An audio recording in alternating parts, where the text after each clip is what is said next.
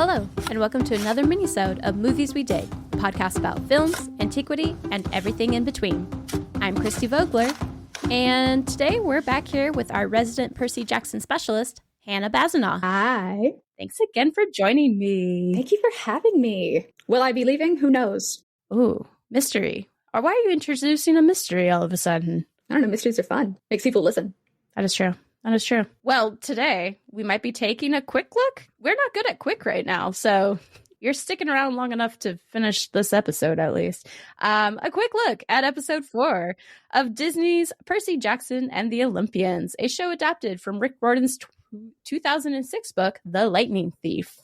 As always, we'll be conducting a shovel test of the series by giving you a brief overview of the episode, providing you some information on the ancient sources, and just kind of telling you what we thought about it. Once the entire season wraps, we'll have the whole crew in here to help discuss the series in its entirety. So, as we always like to start, Hannah, can you give us kind of an overview of the episode and whether or not you dug it? I dig it. I dig it so much. I think this is what I mean when I say that adaptations can be better than their source material. We start off with the kids showing a little cabin on a train and talking about their issues, and they argue over like their views on child support and if mommy really loves them. Then the pigs, I mean the police. I kind of appreciate that Annabeth is sitting there being like, do you have a warrant or are we under arrest? And I'm like, snaps. And now you shut up and don't say anything to the cop. But anyway. Well, like I mentioned to you, I've actually watched this with my friends, and my friend who's a black woman, she had something to say about that. So we'll circle back around to that. The police, or like security, something, they accused them of trashing the cabin. A little nice suburban white lady comes along and is like, I love my children, but your mommy doesn't love you.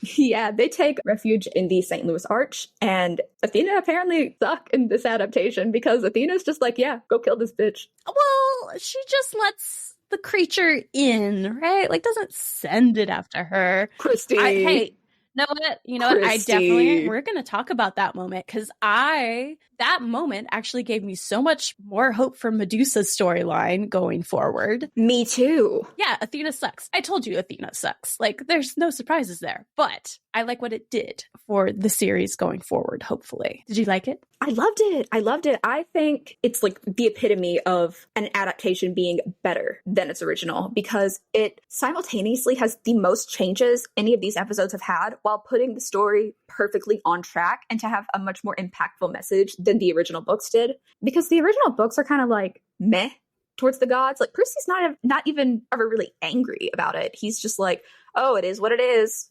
Okay, I think Rick just got like more cynical within the last 15 years because the musical is like that too. Percy's also angry in the musical. Yeah, he was involved in that. So like anytime I see something in both the musical and the new show, I'm like, ooh, Rick feels strongly about this.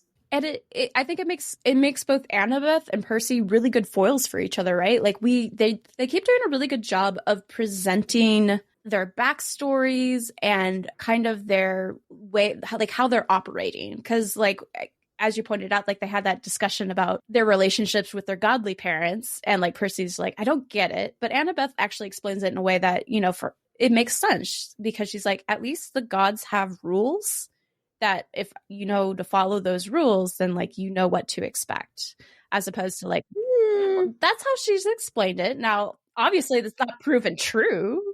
That explanation does not make it any better. It makes it a yikes even more. Yeah, okay. You want to know my biggest yikes? Like it gave me like full on anxiety when I heard this line is when they come to the arch. Annabeth says, that's how you show Athena your love, a monument to the power of perfection. And I'm like, I hate it. I hate it so much. It hurts. Like, well, it's supposed to be wrong.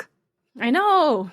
But like that's just it. I hate it because like that's very much like my mentality of what I had growing up was I grew up in a small town. I grew up as the smart kid. So I'm the kid who like when I took my first college class while I was still in high school and got a C, I had a panic attack. I called my mom. She thought I'd been in a car crash because I was like so upset. And like that's just it. I was the only one holding myself up to that level of must be perfect. It's, man, anxiety inducing. And I don't like that for Annabeth at all. And I think Echidna, I was excited. I'm like, oh, Mother of Monsters, this is gonna be really cool. And we'll be focusing on her a bit in this one. But I was also just like, there's not really any source material for her, so I can't really get mad at what they do with her. So, and I think they did work that to their favor. And like I said, a lot of the stuff that they're doing a really good job too of like connecting threads from the first 3 episodes to like they're not leaving anything hanging. So once again, we return to that conversation that Sally has with Percy about monsters and demigods and heroes and like what are they actually. We revisit that topic once again. We revisit Medusa's kind of storyline in a different way. And so it's like, okay, I like that. I like that, they haven't just dropped a plot line for the sake of continuing the story overall.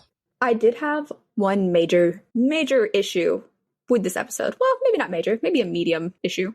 When Annabeth is talking about like her childhood, she talks about it and she's like, oh, I was a gift for a while until my stepmom came along. It takes the blame all off her dad when like that's a grown man who's still responsible for caring for you. He should not have let things get so bad in your home that you felt like the only other option was to run away at 7 years old. Mm-hmm. Ugh. Mm-hmm. But Hannah, Disney loves themselves an evil stepmother storyline. Yeah, I was actually going to ask, could you explain the Athena's thought children a little bit more? Or like, is it basically what was explained in the show? Sort of. It's explained just a little bit more in the books. It's like, it is when Athena has like a mental connection with someone and she's like, oh, like mine, baby. I like the concept though. It's like, I think what's interesting to think about is that it brings up this point that you can have a very strong connection with people that is not sexual in nature. And it can still create something really wonderful. So like me, Colin, and Lige doing this podcast together. That's like our brainchild of sorts. It's mostly Colin's brainchild. I'm just along for the ride. But still, like that's a really cool thing that's created. So I like that that's exploring that idea, especially because Athena's supposed to be a quote unquote virgin goddess. All that really means is like she's an unmarried goddess. Doesn't necessarily mean that she was, although to be fair, of any of the 3 goddesses that are often quoted to be virgin goddesses, Athena ranks highest in that overall. I also was just I feel bad for Grover. It's like, where do we get his rot family story? Is all we get Uncle Ferdinand? We got it. Uncle Ferdinand. Yeah, there's not much more Grover in the book.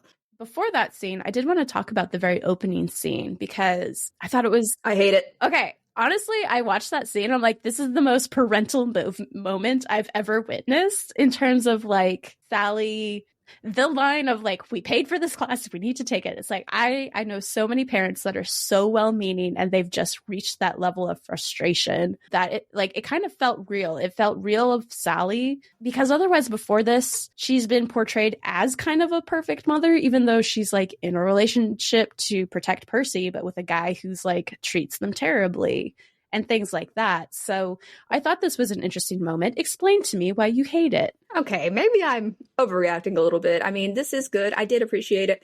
It's when like Percy is like, breathe, mommy. That's what you always tell me. I'm like, I don't really have parents. So like, I didn't have this exact like dynamic. I didn't have parents in the traditional sense, at least. I've never like witnessed this dynamic in my life, but I've watched like my best friend growing up. Her mom parentified her so much. And it was like, I don't know. It just icked me out to see like a kid comforting his mom like that. Like, oh, breathe. I'm so emotionally intelligent because I've had to watch you have some breakdowns. At least that's the implication to me.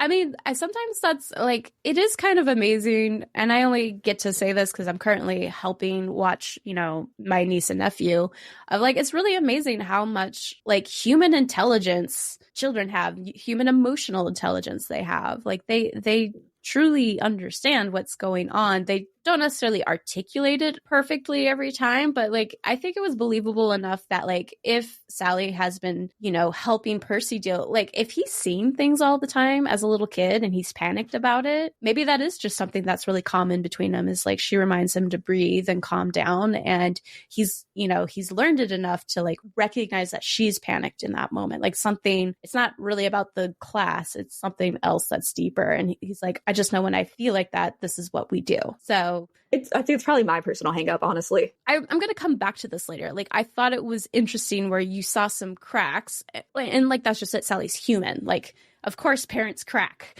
under the frustration of your kid not doing something that you're really desperate for them to do. Like in this case, it's because she believes it's so Percy will be okay in the future, right? Like swimming's an important life skill that most children should know. I too had swim lessons. Yep. So I could just have an unfavorable view of parents in general. That's very possible. I mean, obviously, you've got more than enough parents here to hate on, is what I was going to say. It's like, there's plenty of parents to hate on here. I see what you were going to say, Christy. Obviously, you have No, issues. No, I'm just kidding. I don't think you were going to say that, Christy. I'm scared now. No, it's okay. Well, okay, this shifts me to so then all of a sudden, he's in a desert, right? And we see a cloaked figure holding a lantern, and like he says a few different things. It's like, forbidden child brings doom, blah blah blah, and then she is coming, which I do appreciate. Is this Kronos or is this something else? Respectfully, I don't know what other desert man voice nightmare it would be. Okay, it just to me was interesting that he was depicted with a lantern, because I don't know that is a common Kronos symbol attribute to Kronos. Most of the time he's more famously associated with the scythe, for instance. So without any Percy Jackson background whatsoever, I was like, I think this is supposed to be Kronos based on what Hannah has told me before, but I am not 100% on that. So yeah, in his dreams in the books, sometimes he hears other voices. It was like the same voice, I think, right? You're the specialist. I don't know. You know what? I pretty much thought it was just Kronos, but now I'm questioning myself.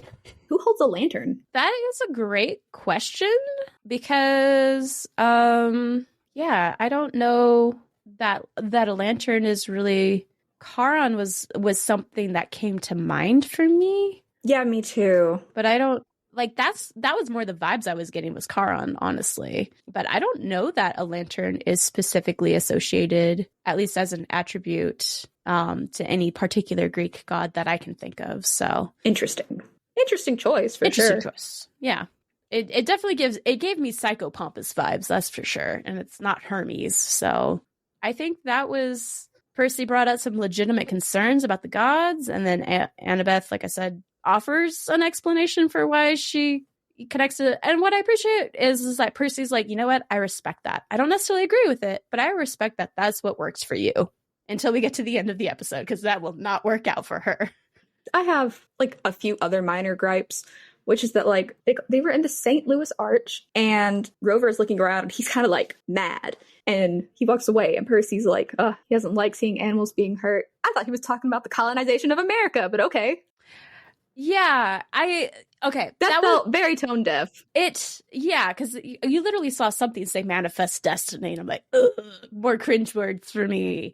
But yeah, and that was tied to the story of Pan that you had explained a little bit last week to me, and like how that's what searchers do. And then there was also the reference to the centaurs that they saw on the train. The connection I was thinking of, like when he was looking at, it was the slot, like it was a picture. I saw Manifest Destiny, but I also saw like the slaughter of the buffalo. And what I'm wondering is like when he was seeing that, what he was actually seeing was the slaying of centaurs. Although like both would obviously matter to him. But I was wondering if like maybe that was, if people are on a train and they see buffalo running, it's like maybe they're really centaurs. I will say I saw a clip of like the movie again and looked at that Grover, and it's like, dude, looks like you're in high school, if not your like first year of college, compared to like at least this Grover looks young like the rest of them. So I do appreciate that. I will say you won't hear me praise the movie often, but I do like that scene in the beginning where like Percy's walking out of school and a bus goes by, and like he sees his dad and a bus goes by and then he's gone. That really to me established like, oh, I've always been there. That's something that I was like, oh, okay. Which we don't see anything like that until like the Nereid, who's just quoting Sally back to him. Yeah, and that's the thing with the Nereid too, is like, don't worry, your daddy's always been watching, says yet another person speaking on his behalf. Come on. Yes. I also liked how they fixed the solution of the arch does not actually go over the river. It's like, we'll just send a nice little giant water pool thing to catch him and bring him into the river. I really wanted them to just say fuck geography. This is already a demigod world because he thought it was like, I'm pretty sure he thought like each side of the arch was on different sides of the river, and that's why it was written like that. Why they didn't fact check in 2006, I don't know. Like, I know the internet didn't exist, but encyclopedias had to. I just wish they kind of said fuck it and just put the river in between. Shout out to Annabeth for explaining how it works, because I was just like, oh, that's a cool building. It is cool. I have seen it in person. It's not that cool. It's giant. Respectfully. So, like, that's fun. I didn't go inside it, though. Can you go ahead and talk about that moment when they're confronted by the cops, what you mentioned with your friend? Yes. So I got to watch this episode with my friends. Shout out to Leah, Ava, and Rebecca. But I got to watch this with them because I was visiting them for New Year's. And my friend Rebecca, who is a Black woman, was watching it. And they were like silent for a minute. And then she said, like, it's good to see represented, but hard to watch because they've had cops talk to them that way before. So, like, good to be represented, kind of upsetting to see, I guess. But also, I can't speak too much on it because, you know, I am a white girl. Yeah. I mean, that's kind of, you know, that's the importance of having better diverse representation in the characters we see. But it's also, you know, the problem too of like, but who's still the creator, the writer, the scripter at the end? Because like, just because you can visually see yourself there doesn't mean that the interactions happening feel right. And that's always important for authenticity. So I think that's really interesting to note that. So did the moment felt real to her and not? Yeah. Okay. I think that's important. The most unrealistic part was probably that. Actually, I'm not going to say that. To be fair, she was with she's with one white boy and one dark. I don't know. Yeah, that could have gone a lot of ways. When I rewatched it, I noticed that it, like, even though Percy is the one being the most disrespectful to the cop, but like Annabeth is the one that gets yelled at and like gets threatened. Like Grover is calling him like Mr. and stuff and Sir. And when Annabeth is like, are we arrested or not? Then she's the one who's like, don't mess with me, little girl. Yeah, the little girl line in particular. Yeah, I felt that too. That was a good observation. I'm glad you got a chance to watch it with your friend to make note of that. Because, I mean, that's what was hard about Medusa, right? Like, some of this is just a little too real and it hurts. Like, Annabeth's knee-jerk reaction to call Medusa a liar. I'm like, I hate that because that's what really happens. And it sucks. I will say, Echidna. Oh, such a good change. So, first of all, I told you, we've talked about how I was like, sad we wouldn't get alleged terrorist Percy because he didn't blow up the bus. Now they've blown up a train. We still get it. Things are back on track. No pun intended. So excited for that. I also just like that Grover made the basic observation of the glass was blown inward and not outward. He's been sitting on that anyway to like throw out the cops. Is like, excuse me, sir, does it not seem like to you that there's more glass gone than present in the room? One would suppose then that it came from outside the train. Yes. Therefore, not us. Exactly, right? Like, he had that back pocket, and then all of a sudden Echidna sits down. He's like, wait a minute. That being said, I think we need to introduce the mother of monsters, yes? This isn't your fault. But sadly, you're going to have to bear the burden of your parents' mistakes today. Listen, lady. We've run across a few monsters like you, and we've sent them all packing. Monsters like me? Well, of course they're like me. They were my children. The mother of monsters. Echidna. Dun, dun, dun. So good. Okay, the line delivery, this is the best possible change that I've seen this entire show. In the books, they start out on a train and then they're actually just like waiting for a layover train and they just go sightseeing and that's how they end up at the arch. And when they go to the top, Percy just happens to get stuck up there because Annabeth and Grover get the last seat in the elevator. So he's just like waiting for it to come back around when this woman who's described unfavorably, a point to like a problem the books had, which was like conflating ugly with evil. But it's described as like this overweight woman like walking a yapping chihuahua. Not surprising. And then the chihuahua turns into a chimera. So that's why it's in like a dog carrier. And that's it. Then he fights her and boom, gone, over. Okay. Yeah. I was very intrigued by the actor and her physical appearance because she was giving me an older woman, but like very suburban mom, a little Midwest. Like there's some twang English in there that sounds Midwest or maybe Southern to me. Like it's definitely not, it's not California mom, right? And I gotta say, I love her jacket. I love that she's supposed to be terrifying, but she's in soft pastel colors and mom jeans, and like she's supposed to come off. Honestly, I kind of wrote down, I was like, is she a Karen? She comes off a little Karen almost. That's what I thought too, because I was also watching it and I noticed that like she's the one who points the finger at the kids in the first place. And then when like the cops are watching them, she's the one who's like, oh, you're making them uncomfortable. You should give us some space. And it's only when she asks that they actually leave. Yeah. So like I thought the choice of how to portray her in the show was actually really good and really interesting, but it's of course not how it was represented in Greek mythology. So do you want to hear about Echidna from Greek mythology from our source materials? Yeah, go for it. All right. So Echidna has early references just like Perseus and Medusa, as early as Hesiod's Theogony, which we've talked about a lot, but she's not really tied to a particular heroic legend, which is interesting because it means you can do a lot with her character. I think she's really good for adaptations for that reason. Many of her children are, of course, in a lot of these legends with heroes, including the Chimera, who's with Bellerophon, which I always really closely associate with Perseus in a lot of ways. The Sphinx was another one of her children who Oedipus defeats.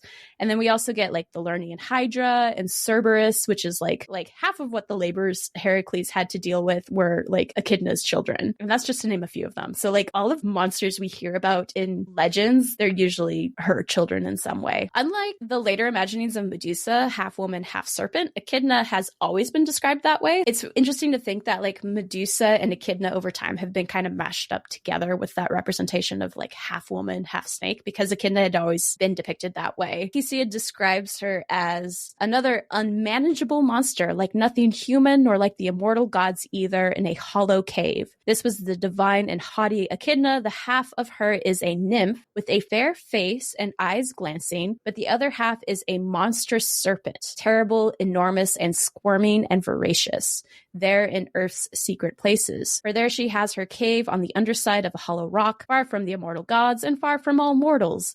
There the gods ordained her a fabulous home, so apparently she's got a really nice house, to live in, which she keeps underground among the Aramoi, grisly Echidna, a nymph who never dies, and all her days she is ageless. So the fact that they aged up the character I thought was kind of interesting, because that's like the one difference is like she is half nymph technically, which is interesting to think about. There's one other association she does have, and it is associated with the death. Do you know about like how Apollo was able to establish a sanctuary at Delphi? No. Well, he had to defeat a dragon. And this comes from the Homeric hymn to Apollo, which is also a lot of those Homeric hymns are attributed to the same time as Hesiod and Homer. And it just kind of talks about how like it's kind of depressing.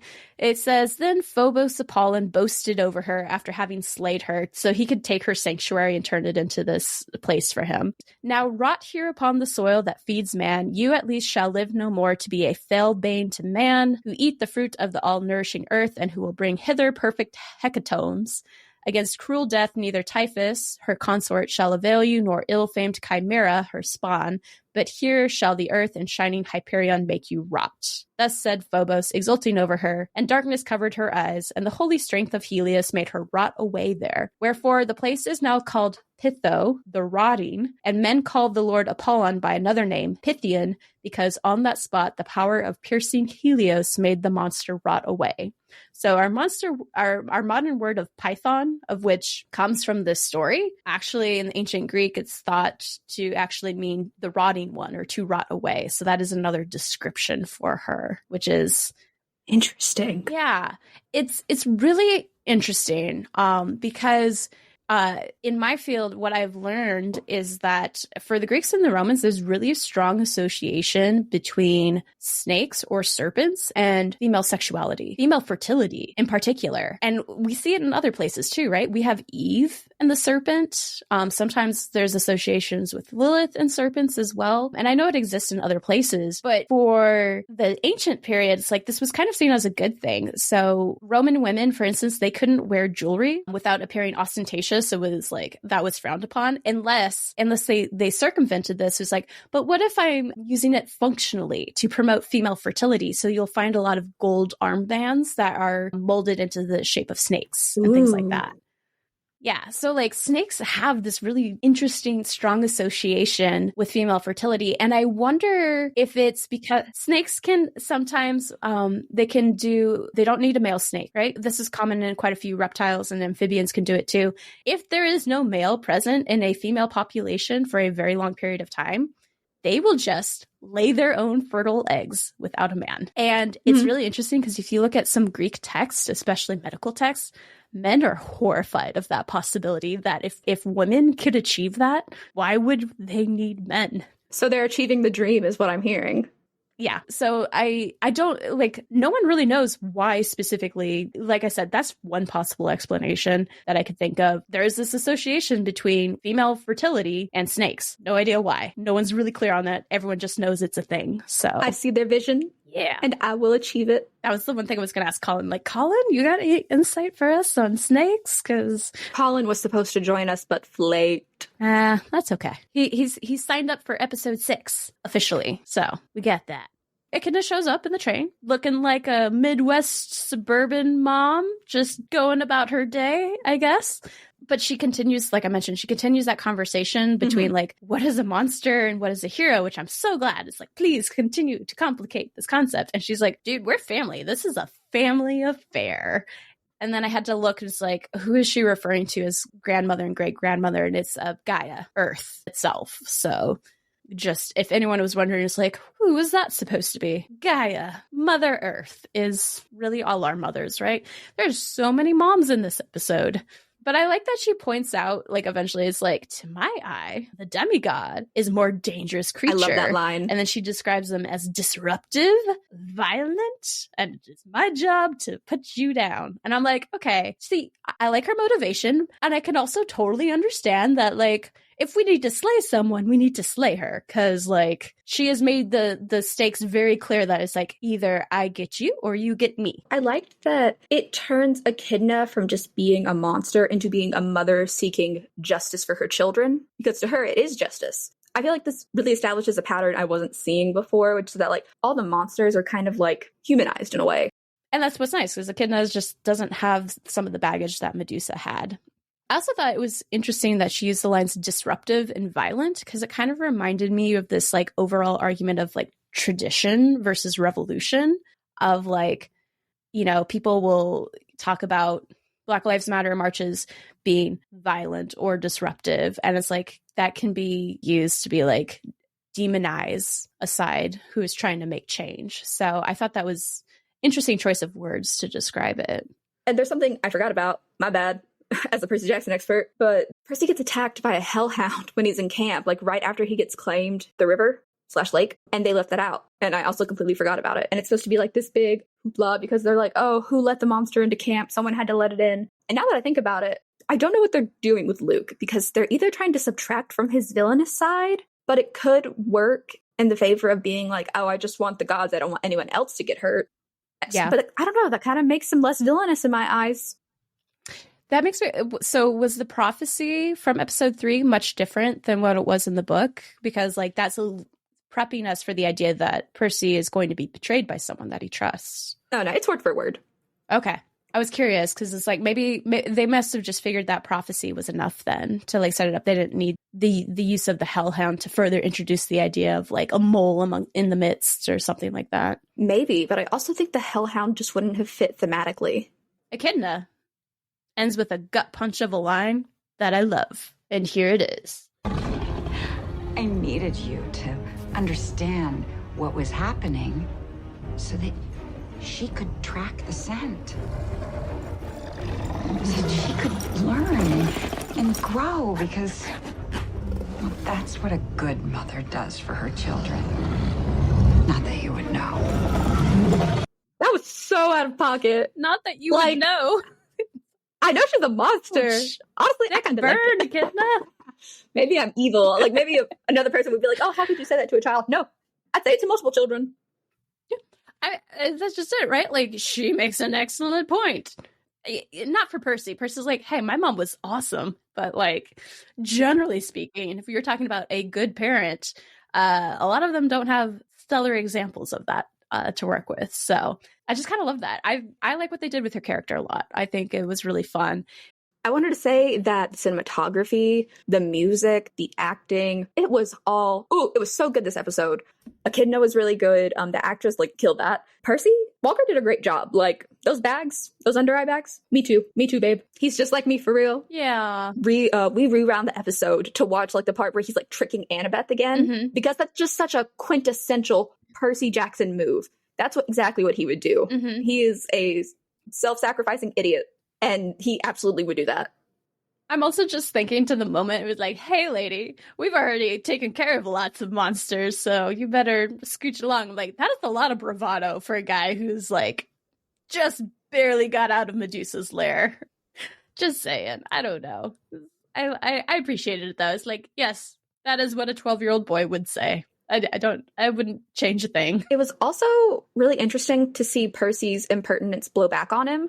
Yes. Because in the books, it never really does. They're just kind of like vaguely annoyed by Percy. Like he's like a wasp, like buzzing around their head. They're just like, you're the kid. Now it has direct consequences. Yes. And I think there was a specific reason they did that. And I think it was the Medusa storyline. So that's the last clip I have. Let me go ahead and play that for us really quick. Why would she do that? Annabeth, what did Echidna say to you? She said my impertinence wounded my mother's pride. And that will be my doom. Impertinence? What kind of... Medusa's head. I embarrassed my mother. But I'm the one who sent the head to Olympus. I signed the note. And I went along with it. It embarrassed her. Now she's angry. Does that sound familiar to you? Annabeth is condemned for a man's actions. By her mother. Yep. By Athena. Yep. Just like Medusa, who she accused of being a liar for almost the exact same story, right? Because Medusa says, I embarrassed her, and she decided to punish me, not him, me. And now Annabeth is going to have to deal with, like, I have it as is this Annabeth's aha moment? Like, hopefully, like, that's going to make her reflect back. I think it's gotta be. Because Percy, who has been nothing but shit-talking his dad, like, the entire show, Poseidon saves Percy, even though he's done nothing but say bad stuff about him. Where's Athena, the one who gifted her kid an invisibility baseball cap? The one that has a child who is trying so hard for their attention? The one who's born literally out of their brain. They spring from her mind, like perfection. Yep. Which also brings up the question of, does Annabeth have a belly button? No, it's there. I don't know if you know this. There was an old show, I want to say early 2000s, called Kyle XY, and he was a clone, and like not having a belly button was a whole thing. So like my mind immediately went to that as like, that is a legitimate question that I have now. On one hand, not born, like typically they come down in like a golden cradle with a parachute. But like, then again, why would Athena make anything that doesn't look incredibly human? Yeah. So I go back and forth. We could leave that as a poll question on Spotify. What do you guys think? Does Annabeth have a belly button? Okay, wait, why would that actually kind of be good? Yeah, I'll make that the question for Spotify because I can do that. So, yeah. So I liked that moment because it gives me hope for Medusa's storyline down as we continue. And then, yeah, I like that Echidna is complicating this whole concept of heroes and monsters once again. That is great. But guess what? Something is still pissing me off about this episode. It wouldn't be our minisodes if it didn't.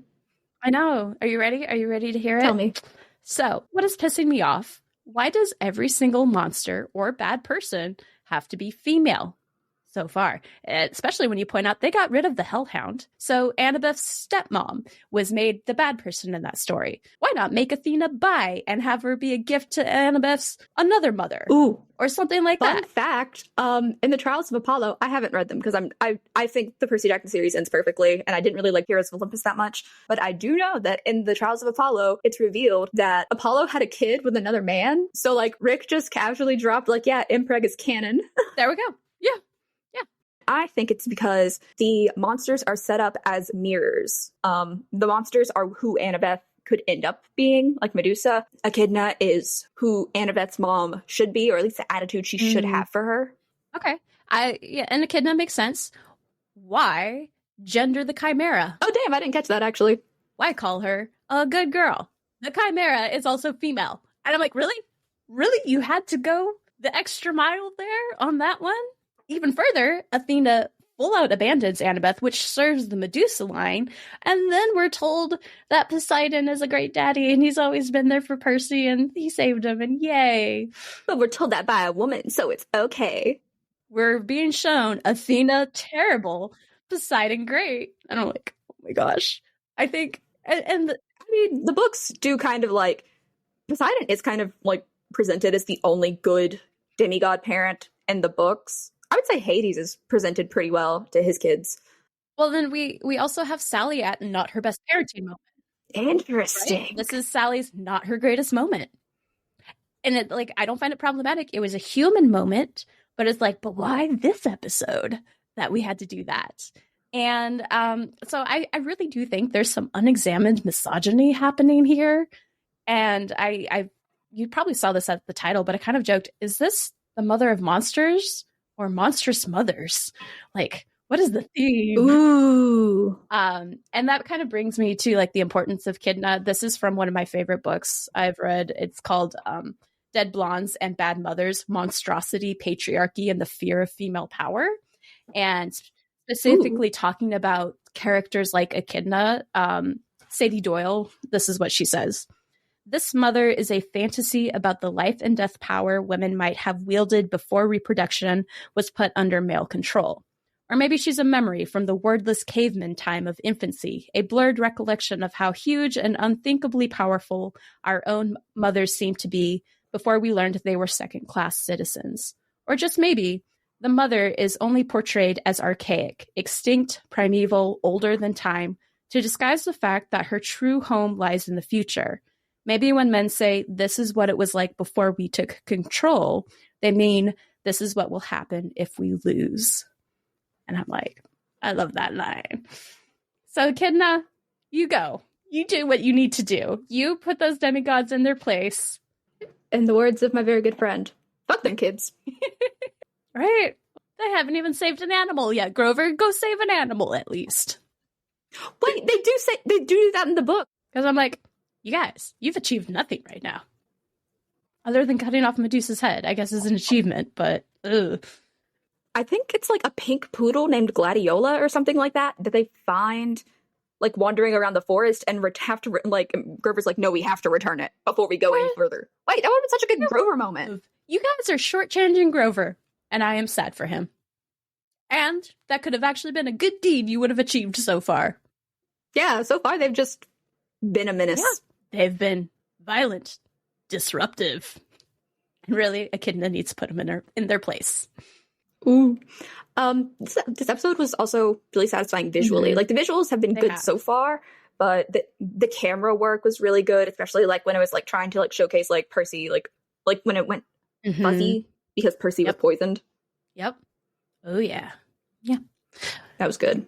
It was. I mean, like, there's so much to like not complain about. The things I'm complaining about are like, these are deep cuts, y'all. I don't know how else to. This is actually my favorite episode. I liked it. I swear. It's very enjoyable. I like, again, because Echidna doesn't have the baggage, and so that's really easy to work with. But can we please get, like, we haven't seen a male monster since the Minotaur, who also got like no kind of background story whatsoever. So like, do better with your monsters. You're trying to make this point that monsters aren't necessarily monstrous, but you're not making us sympathetic to them at all. So I felt pretty sympathetic to Echidna.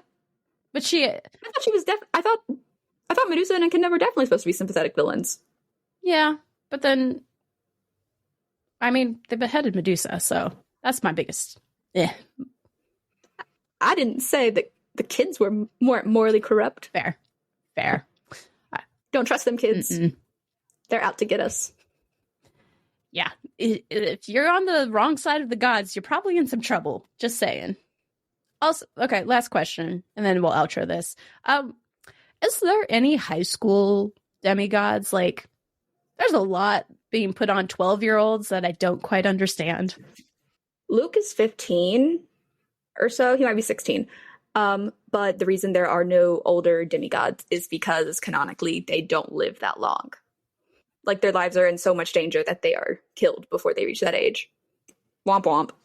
I was just like, we're hating the Greek gods, right? Well, yep, that's my takeaway. Nothing should make you hate the Greek gods more than they're this. not meant to be good figures.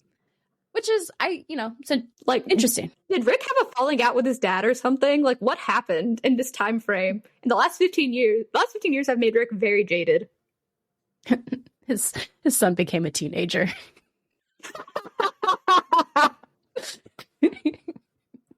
I should answer your question. Dad, I don't want to hear about Percy Jackson anymore. It's not cool now. Oh gosh, yeah, that would have to hurt. I wrote this best-selling book series for you. What do you mean? As always, special thanks to Hannah, keeping us informed on Percy Jackson's source material. We'll be back next week to react and analyze episode 5 of Percy Jackson and the Olympians, where I think we'll get to finally meet some of the gods, and not just another Lin-Manuel Miranda jump scare. As for you listeners, you can find us on most major streaming platforms, as well as movieswedig.com.